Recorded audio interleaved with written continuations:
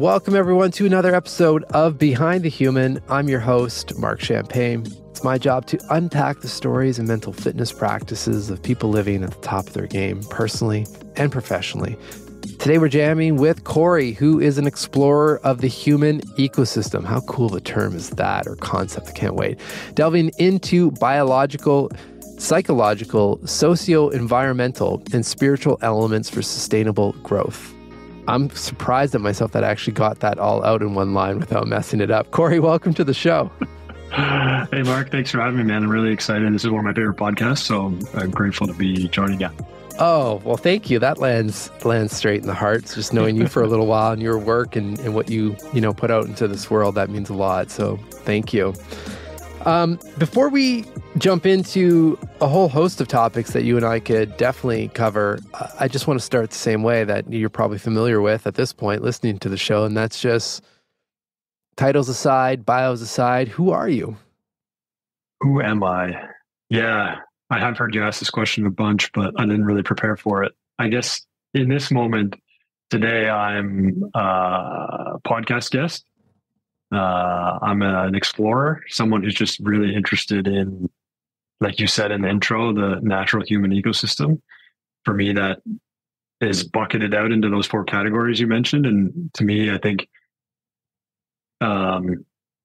encompassing all that is really someone who's interested in consciousness, in how consciousness plays a role in everything that we do. But exploring that to the furthest extent that I can to make sense of it more, because it's something that we know very little about. And I think it's one of the most important things for us to be exploring. I often consider the concept of an astronaut, and we hold astronauts in such high regard as people that explore our external atmosphere. But there's this concept of a psychonaut, someone who explores our inner psyche, our consciousness. And I think that they're equally as important, but they're not as equally as understood, or I think as highly regarded as, say, an astronaut. And so I guess that's a good summary of kind of who I am, just naturally curious explorer. And today, just your guest, just someone to explore with, because I know that you're a similar mind. Yeah, I love the presence in that, or the element of presence in that answer of just, as of right now, you're a guest. Because I do agree that we evolve. I mean, there are always themes and characteristics that I think that follow us through life that, probably are anchors and so forth, or they're upgraded as we go. But at the core of it, I mean, who am I right now is ever, it's fluid, right? So I love that tap into just the present moment, what we're doing right now. I also love the idea of the psychonaut. We're definitely gonna have to explore that.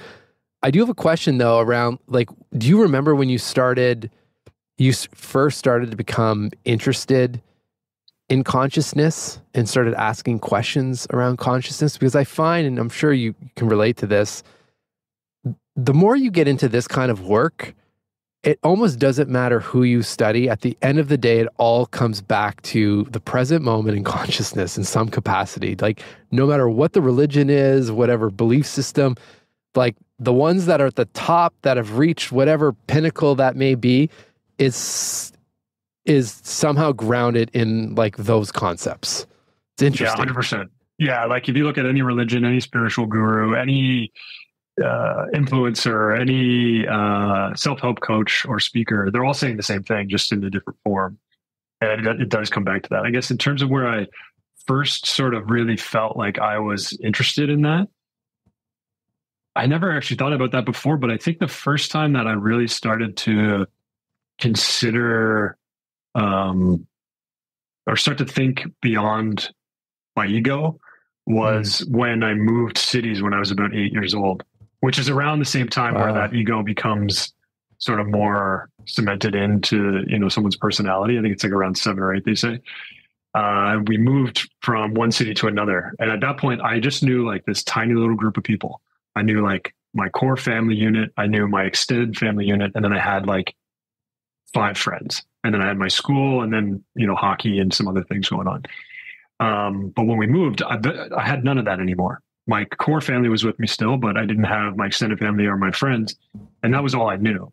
And so I remember vividly driving away from the city that I was moving away from to the next city, and just like seeing it kind of become part of the distance, part of my past. And I could start to notice, like, I don't know how I'm going to stay attached to that anymore. I don't know if I'm ever going to see those people again. I was moving 3 hours down the highway 401 in Ontario. I wasn't no, but that's like, a big deal as a kid. But as I'm 8 years old, I don't know anything other than this tiny little environment that I'm in, right? So I think that was kind of the first moment of like, what am I going to do now? And it kind of made me think a lot more about my own thoughts. It's like metacognition, like thinking about thinking, starting to think like, what does that mean? Why am I thinking that way? Where does that come from? And so it kind of built up from there, and then just always been kind of naturally curious about how things work in general. Like if I'm going to get on a bike, how does the chain work? You know, how do the brakes work? How does this all work together as a system? Yeah, so totally. Anything that I'm doing, I always like to know how I'm doing it, not just to do it. Sometimes that's very frustrating, and it can be an hindrance. It has been a hindrance. But in general, I think that's kind of where it started. Yeah. Okay. Yeah, that hits home. I mean, my eldest son is 8 years old right now. So it makes me think like we know this, that around that age, like there's a lot, going on in terms of shaping essentially the way they think and belief systems and things like that, which kind of terrifies me. I mean, as parents, my wife and I always talk about this, like, okay, let's just take a pause. We know there's going to be some work at one point, or we'll joke sometimes if there's like an argument going on, like, well, that's going to come up later in life. Yes. But I think like as parents, all we could do, at least from our philosophy, is love them, of course, but then just give them the tools, and slowly start at an appropriate age, of course, like just even breathing right now, like, when things, when you can see that the emotions are running hot, like just, I never did that as a kid. Like, hey, just take a minute and just breathe a little bit. And I catch him every now and then. I can see him when he's getting worked up. He's just, trying to slow down and whatnot. And at least makes at least calms the mind on the parent side a little bit more, thinking that, oh, geez, like this is the age where we can really mess them up if we don't do certain things or whatever it is. So, that was a rant. I have nothing on that other than the fact that you scared me a little bit by saying the age of the first time you explored consciousness was my son's age. So it's interesting. With that said, though, Corey, because there's one element, I didn't know this about you before I started doing the research, but you were sick for quite a bit of time, for a long time, until it seemed like, I'm going to generalize here, but knowledge essentially saved or redirected your path in a way. What, like, from the time from the time you just described as a younger kid, like what's the gap there? Like when did things start to shift in the sense of just not feeling well with your mind? Yeah, I'll do my best to condense it down, and there'll be probably a lot to pull out to chat about, but. So yeah, not long after that, when I moved, about 2 years later, around the age of 10, I think, it's hard to kind of point back to the exact moment, but I started to feel depressed and anxious for the first times in my life back around, age 10 or so. Mm-hmm. Did you even know what that was? No, absolutely not. No, it's just like this sadness, this fear. I kind of knew what being afraid was, but it was like a layer of fear that I didn't know about. Like fear for me when I was a kid was like a scary movie. Yeah. But this fear was like every day. It was just like an everyday fear of something bad happening, or, someone leaving me, or whatever it might have been back then. There's a complex kind of story behind all of that that I could later into, of course, but just this sort of like fear and then like kind of a deeper sadness of just everyday life. And there was no reason for it because I had a great family, great childhood growing up. I had some difficulties in school. I went to a pretty challenging school in terms of like just very, very rough part of town, very just rough kids that I went to school with. But yeah, around 10, I started to develop depression and anxiety. for the first time, not really knowing how or why I was dealing with it. And that really cascaded over the years into suicidal ideation. Wow. And that became a big problem in my life, but didn't really know, again, just like depression, anxiety, didn't know how to deal with it. And even back then, my family didn't understand all of that very well. So we would have conversations about it, but there weren't a lot of tools like you were suggesting with you and your kids, to offer me in that time, other than, antidepressants and talk therapy. And my parents, thankfully, they weren't big believers in medication from that standpoint. And so I never really tried any of that at the young age. I ended up trying some stuff later on that didn't really work out. But yeah, over the years, it became worse and worse. And then when I was sort of on my own and moved out and started to get into my career and stuff like that, it got really, really bad. And I started to build an agency, a marketing agency. And that's where really everything came to a head. All of my personal insecurities, all of my people pleasing tactics, all of my complex trauma, all of my past conditioning, all of that sort of came to a head. And I had developed a tumor in my throat the size of a softball. And that was a big signal physically for me to kind of get checked out, take a look at my health a little bit more clearly. I'd worked out a lot. I'd ate decently well, but yeah, I developed this tumor. I had no idea what it was. And then turns out it took me about 2 years to figure out it wasn't cancerous and that it was just a benign tumor and I could get it removed. But that 2 years was a lot of waiting and like processing death and having anxiousness around death and having to explore my emotions related to that and what I will regret in life and all of these different things.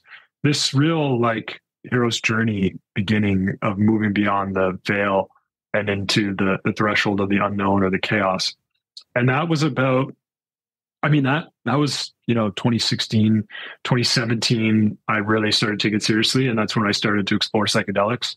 Right around the time I got this tumor removed and all this psychological stuff was coming up, I found psychedelics. And that was really an answer for me in terms of how I could overcome and work through some of these psychological challenges.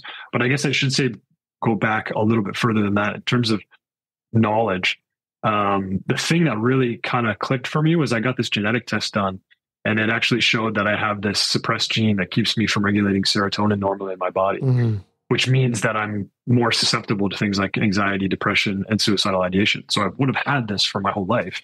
And that's where I had sort of, not been able to make sense of it for 15, 20 years before that. And getting that information was an unlock. It just completely unlocked something new for me. And it had a correlation to everything from my stress in my body, my physical body, to the stress in my mind. And so getting that information allowed me to kind of heal my body a little bit more, but then it also set me on this path to heal the psychology, within me as well. So that again, I tabled the psychedelic stuff, I guess, but that's really where things started to change quite a bit. So you started, let's use some of your language, the psychonaut in you. Did that start with introductions of what's possible with psychedelics, or what were some of the other pieces or practices? Like, I know some of the things that you do now, obviously, but early days, what were some of the unlocks for you to process everything that was going on? Yeah, I love that question. The first thing was reading a book called Psychocybernetics by Maxwell Maltz. Maxwell Maltz or Maxwell Maltz. My stepfather gave it to me, and the first parts of our relationship together were very strong. I resisted him quite a bit. But he gave me that book for my birthday one year, and I was like, okay, cool. At that time, I wasn't reading much. I was just kind of I had it all figured out. Yeah, of course. Externally, right? Internally, I was suffering, but externally, I was confident and had it all figured out. So I put it on my bookshelf, and then I was just vacuuming one day, and I hit the bookshelf with my vacuum, and the book popped off the shelf. And I don't know what happened. I just picked up the book. I sat down. I read the whole thing in one night. And in that book, the kind of hypothesis is that our brains aren't a failure. Our brains are typically, we react to our consciousness and our psychology as failure mechanisms, where we look for failure more than we look for success. Yeah. But if you consciously change the way you think and the way you speak to yourself, you can actually flip that mechanism to be a success mechanism. And I was like, oh, interesting. So that kind of was the first unlock of I've been thinking in failure mechanism mode for my whole life. now I can sort of unlock this other version of what my brain can do, and I can start to see things as success. So that was really like again, going back to this idea of personal knowledge. I think personal knowledge is the key, is a major key for most, people that probably listen to this podcast that are interested in optimization or human advancement or self-exploration. I think the more that we can understand ourselves, the more that we're going to be able to find peace in whatever this evolution of humanity or the evolution of our human experience is going to look like. And so that was it. That was like the first real big kind of unlock for me.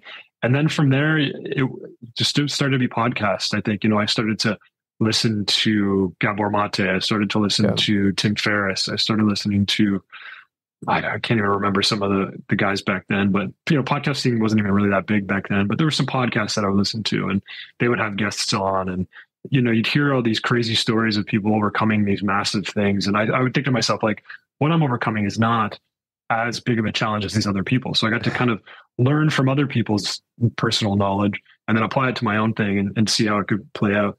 And then I got really obsessed with, I'll just call it human optimization.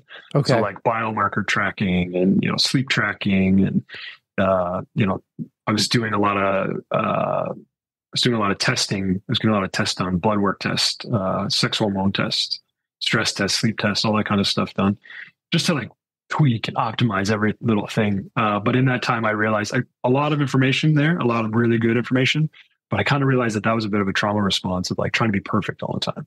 Yeah. So, sure. Over time, I just tried a whole bunch of things. I think I've literally tried everything that ends in therapy, horse therapy, shock therapy, electroshock therapy, cold therapy, all these different things. And I think, it's hard to say which ones sort of had the biggest impact, but I would say that book, and then just sort of unlocking that success mechanism allowed me to sort of really lean into that skill that I had around, being curious and exploring myself to gain that knowledge so that I could, overcome something, heal, or evolve with my human experience in a more gentle way.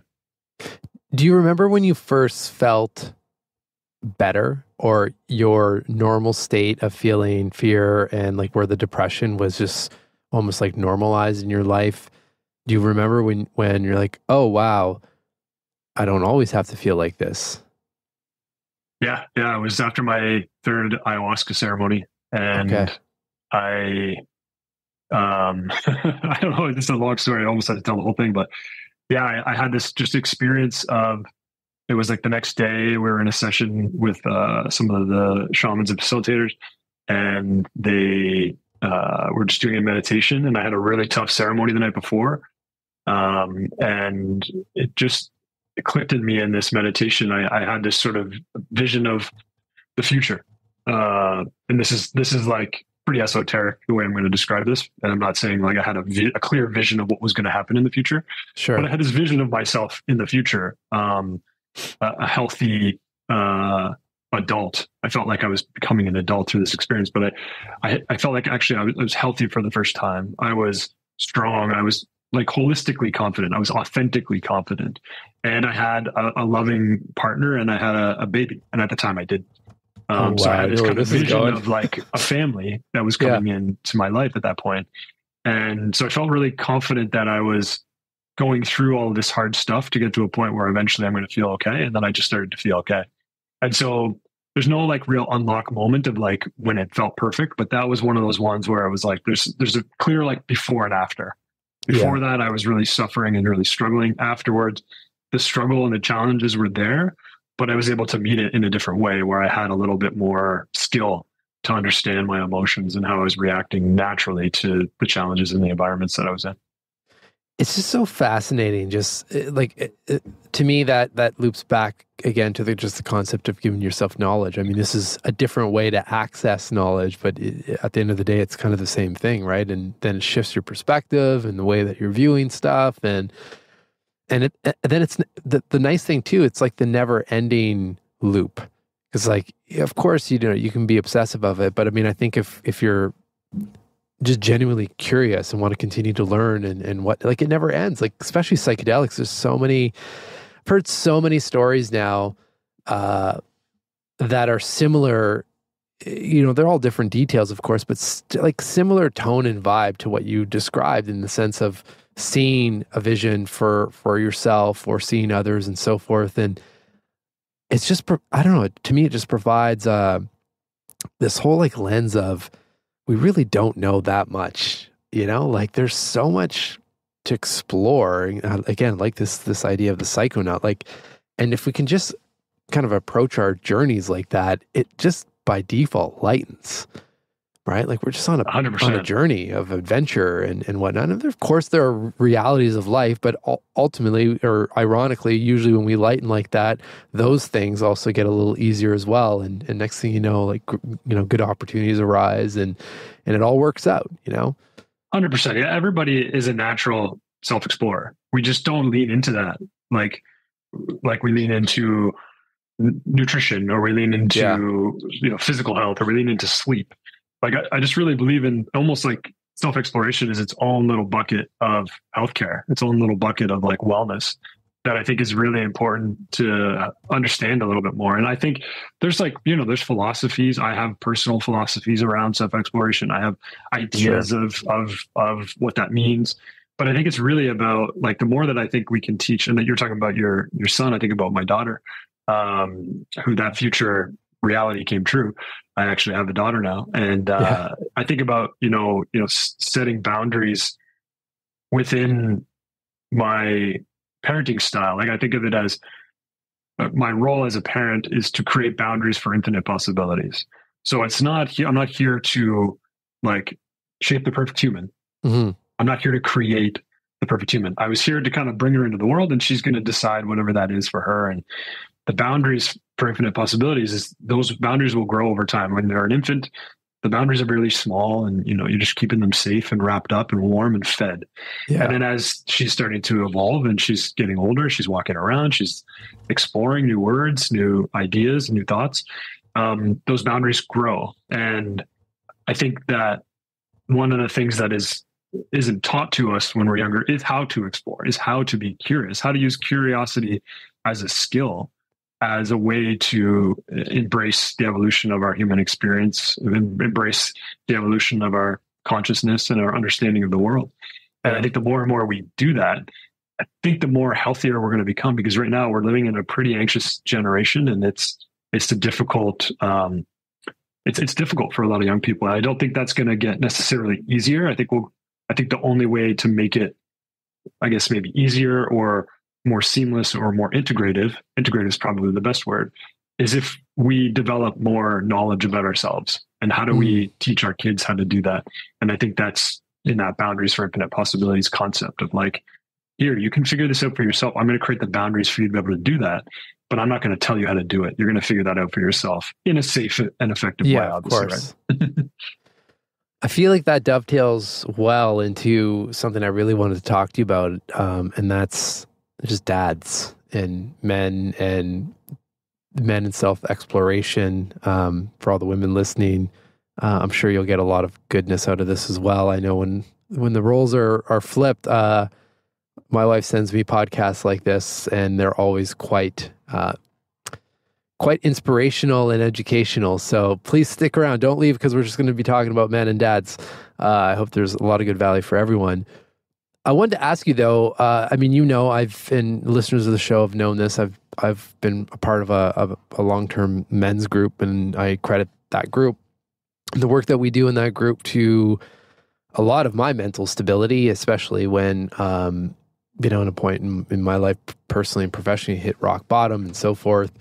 That group was instrumental in navigating the journey, I guess you can say. And probably most recently too, my youngest, who's about going to be 3 in November, came to the world in a pretty rocky manner and landed us in the ICU for a week. And again, that group was just there, like I didn't even have a call with them. But just being able to check in on WhatsApp saying like, hey, this is the situation, and that's all I needed, kind of thing. So I just wanted a couple questions, Corey, like, what are you doing with men and dads in particular? And like, what sparked the interest to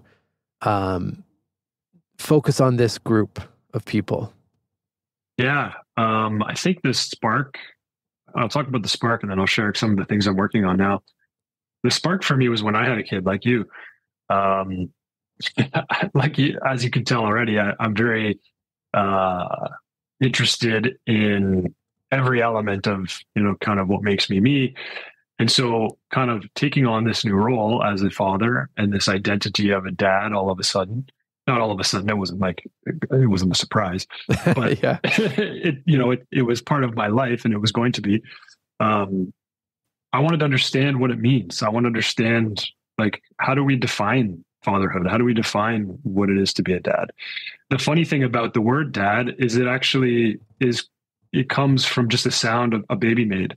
It's one of the Oh, really? only it's one of the only words that we have that's kind of created in that way. It's that's really fun, really cool to me. But so there's no definition for it. So you got to get to make it your own. And no one's really done that well, I would say. No one's really kind Yeah. of painted that picture of like really what it is. And I think for good reason, because it's so, very individual. I think there are philosophies. I think there are boundaries. I think there are concepts that are very useful and probably beneficial universally. But it's very important that, having gone through this process now, I look back and go, it's very important to make it your own, kind of understand it for yourself, like everything else I'm describing to you, just this self-knowledge piece. And, but when we were having Rosie, my daughter who's 3, my partner Caitlin's also very similar to me. She's like a walking encyclopedia. When she gets hooked on something, she'll just like research the hell out of it and knows everything like very quickly and retains that information very well. And so she was doing that kind of for motherhood, but then she was also seeing that I was kind of struggling to find kind of information for me from the emotional side, the spiritual side, Yeah. the psychological side around what it is to be a dad, what it means. And there's not a lot of books. I went to Google right away and tried to figure this out. And there wasn't a lot there. There's some good books, and I've captured a few now. And there's some great ones. I have one right here too if you want to talk about it. Yeah. But Well, just there's not a lot of information, and I feel like the definition or the role of the dad and the way we even see men in general has been changing very rapidly over, at least in my lifetime, that I think just confuses it even more so. 100%. Yeah. And then you're dealing with, kind of another element of it is, and this goes back to the men's work stuff, I think, is there's no like initiation into manhood in general. Yeah. And then there's no initiation into fatherhood, which I think there probably should be, because there's some really good lessons that our elders could teach us around, what it means to be a man and then what it means to be a father when that time comes. And so I didn't have that. I have a great dad. He just wasn't it wasn't a conscious effort for us to go through that experience together of like, Yeah, what same. does this all mean? And so looking back, I would love to go back over and kind of reverse engineer that with him. And I think we probably will have the opportunity to do that. We kind of are doing it naturally, but, yeah, so I didn't know what to do. So I kind of created my own little initiation, actually. So what I did is I interviewed like 30 or 40 dads that I knew. Some that I knew really well, some that I didn't really know. And I had this whole Excel sheet and I had all these questions and, I was tracking it all. And by the end of it, I was going to make sense of like, what does fatherhood mean to me by the end of it? And I did. And it was just very simple. It was just about holding, at that time, it was about holding a new capacity for love. Because I knew that my capacity for love was going to change when I met my daughter, and it 100% did. But based on that information that I gathered from all those men when I talked with them, it was really about that. They gave me, superficial things like how to keep them safe and just different things like that. Not that those aren't important, but it was just like, there's the material, and then there was sort of this ethereal level of, spiritual or emotional, wisdom that I was gathering. And the summary of it all was just this massive capacity for love that I now have because of seeing my heart. Like there's a piece of my heart in the world now. That's kind of how I describe it when I see my daughter or when I think about her. And, yeah, I guess that's a summary of, I don't even remember what the question was. No. This is good. We'll just continue from here. Sure. So then with that information, I love that, and you obviously resonate with it as well.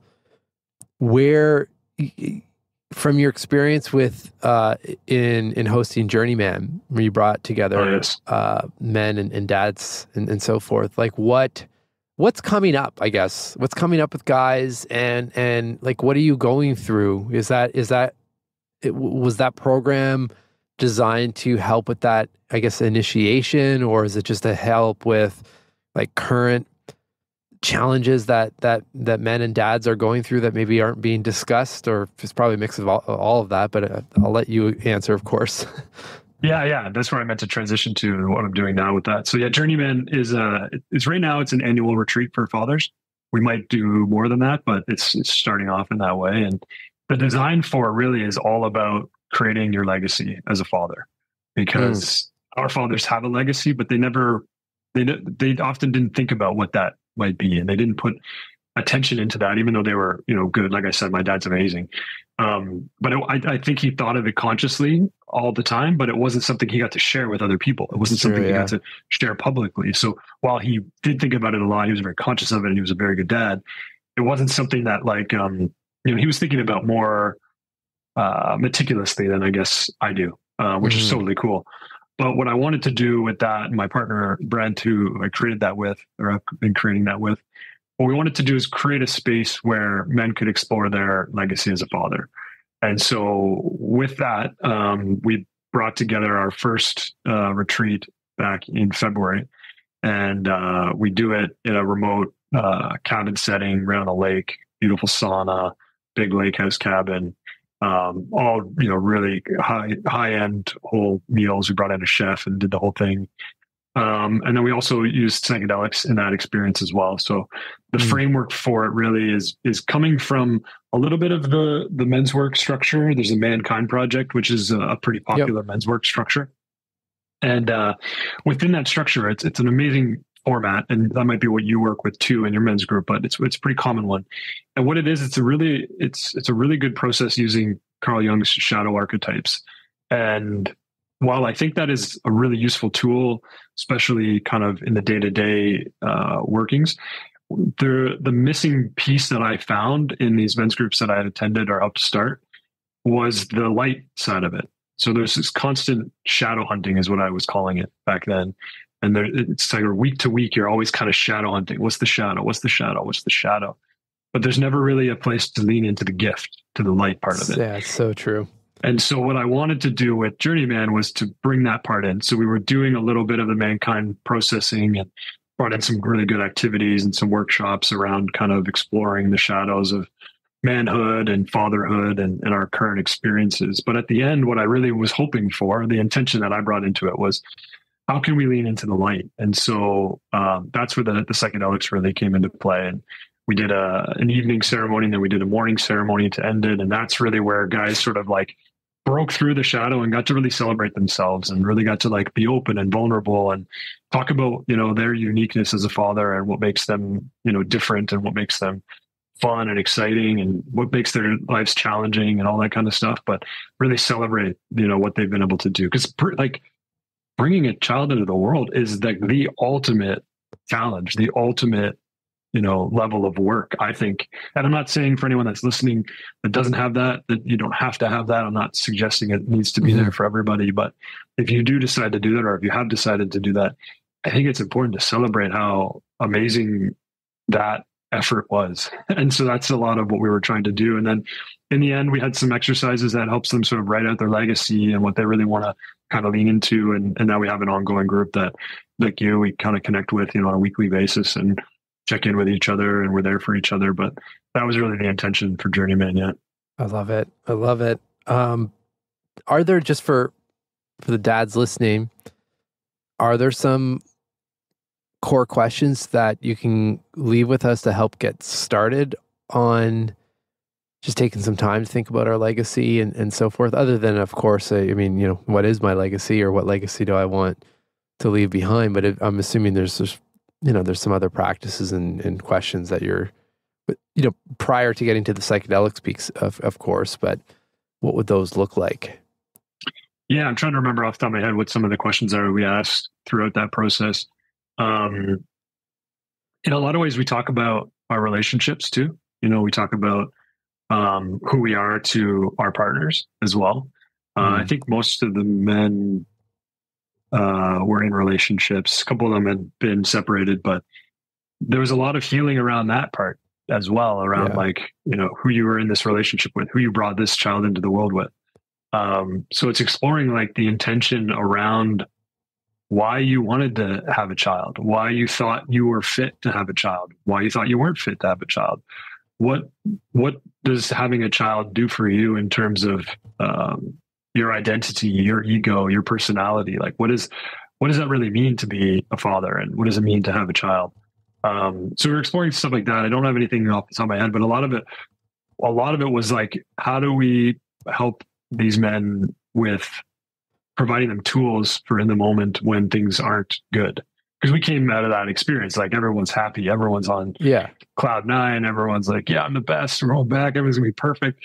That's not how it is, and that's not how we were trying to portray it. And so oftentimes there's just, you're running into obstacles, and you're running into challenges, and you're running into experiences that are difficult to deal with, just everyday stuff. And so we gave a lot of personal sort of self-regulation tools, breath work, meditation. I think exploring death is also another interesting tactic and skill to explore, to help regulate ourselves. Because often when we think about death, it's the ultimate fear. And so if we can make better sense of death, I'm kind of separating that from this a little bit. But the one question that I love around sort of challenges, especially when you start to think about like, what is this thing that I'm dealing with? What is the challenge I'm dealing with? What is the one obstacle that's in my way? If it was removed today, that I would have sort of the immediate gratification or the immediate success of whatever I'm trying to achieve, or whatever the outcome is I'm trying to get. So like, what's the obstacle in my way today that is keeping me from having what I want immediately? So that is applicable to all kinds of things. But as a parent, it's like, the obstacle in my way today is a kid who's had like a really long day at daycare, did not sleep, doesn't want to eat her broccoli, he wants to watch TV, but I don't want her to, wants all these different things. So what's the obstacle in my way there? The obstacle in my way, in my experience in those moments, it's myself. I'm attached to something. I want her to be something different, rather than just accepting and allowing her to be what she is in that moment, which is frustrated, angry, emotional, tired, stressed. So the more I'm putting my own attachment onto like me wanting her to be something else, the more I'm causing her to stay in that experience. And the more I can just step back and just allow, the easier it is for me to kind of realize that what I want immediately is just a level of peace. And I'm the only one that's stirring up, the absence of peace. It's just a beautiful, I think with all of this, any of this work, it gives us all these practices and this knowledge and reflection. They give us the pause, right? Like that micro pause. Because I mean, I've been there over and over, as any parents listening, it's like that scenario you're describing runs on repeat often, right? And subtle little tweaks to the situation, but essentially it's the same thing over and over again. But if we can catch ourselves and just zoom out a little bit and just shift perspective, then all of a sudden, we can approach the situation from, different perspective and a different energy, which we know that they also are energy magnets and energy workers in a way, like, they sense everything. So it's just so important. And then I think the other big element, and even just outside of parenting, I see this in all the people that I've studied, at least for the book and so forth, is having that time to get really clear, in this case, like how you want to show up in the world and what you want to leave behind in the sense of that legacy adds that other element, right? It's no different than like a Kobe Bryant waking up to do an extra workout. Well, it's because of, either he's attached that or he's anchored it to, we need to win the NBA championship this year, right? And I feel like we just don't take time to think about those things. Right. And we've seen that with our dads, for the most part. I'm generalizing, of course, but I resonate with what you said. I know my dad's probably thought about it, but definitely didn't go on a retreat to think about it and like take some real good intentional time without distraction to give that some thought. So it's I'm super important work. In alone time. Like men need more alone time. And I'm a big believer in having a physical space to be able to do that. I call it a dojo, because the idea of a dojo is in Japanese culture is like a place where art is practiced. And I think of being a human is it's a work of art. Being a dad is a work of art. Doing the work that I do, it's art.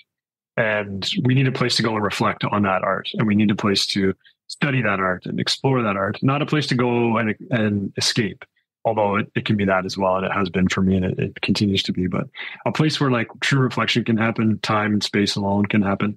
And by prioritizing that, making that, I just have these things that I call non-negotiables. Like that's a non-negotiable for me, having a physical space and having non-negotiable time in that space, often daily, weekly, for that reflection. I just think like it's so important to health and well-being. Yeah. And I think a lot of people just don't prioritize that. We're not really good at managing our time, and time is a massive component to our health. And I think the more we can teach people about that, build that into the education system, teach our kids about that, help them understand that like time is our most important asset. But really, what does that mean? How do you optimize your time? We're not really good at it. Everything's time. You're late. What time is it? Time is up. That kind of stuff. It's everywhere in our vernacular. It's everywhere in every moment that we think. Even I just said it, every moment, right? Yeah. So I think it's so important that time is better understood, and that there is time for just being alone, just being by yourself, reflecting. Super, super important. I agree. Last question for you: what knowledge are you seeking today? What knowledge am I seeking today? I'm trying to remove the idea of seeking, actually. So I'm not necessarily trying to seek anything at this point. I'm trying to notice when I'm seeking, actually, because that seeking tends to be, for me, some sort of attachment to something, and a negative attachment to it. But I am, what I'm exploring right now is how I can do less and experience more. So it's this concept of minimum effective dose. So it's the minimum amount of effort for maximum amount of results. And I'm trying to just see in every part of my day, what am I doing, and is it actually moving the needle in every area? Sort of like if it's work, or if it's family, or physical, or mental. What are the things I'm over optimizing for that I don't need to be over optimized for, so that I can kind of pull back a little bit and create a little less tension. So I'm searching for non-resistance, I guess, is what I'm trying to get at. Yeah. Oh, amazing. Oh man, I've got a lot of notes here. This is good. Cool. Well, Corey, brother, I mean, time flew. Speaking of time, we obviously could have continued. What knowledge are you seeking? Oh, I should always be prepared for these questions to be flipped, right? Like even the "Who are you?" question, I often get that when I'm on shows, and I'm like, well, I should really have a good one for that. Okay, so I resonate with your perspective around seeking, actually, because I do. It's funny I use that word because I'm trying not to seek myself. The knowledge part though is I'm trying to see what is trying to actually naturally come through. That's what I'm spending the most amount of my time, I would say, in either meditation, or we've talked about this before. Actually, you did your journaling practice this morning, kind of eyes closed and typing and just like free float it. And I've been exploring with that and just seeing what knowledge is being presented to me, I guess you could say, when I can quiet my mind enough to allow that to happen. And it's been a really, really beautiful experience. I would say the vast majority of the time, just like the messages that come through those, in my case, journaling sessions, the lightness that I feel at the end of them as well. And then also the level of excitement around, because usually I feel very much reaffirmed, of the path that I'm on. So yeah. Beautiful. Yeah.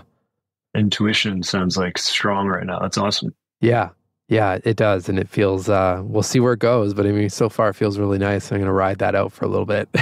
Nice, man. Enjoy. Corey, where can people hang out and learn more about you and stay in the know of what you're up to?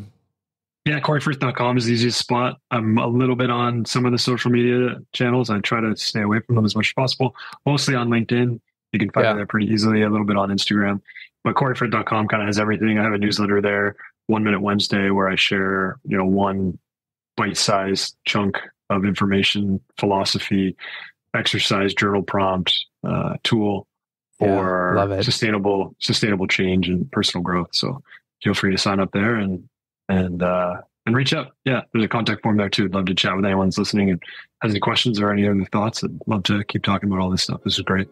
Amazing. Until next time, keep thriving out there.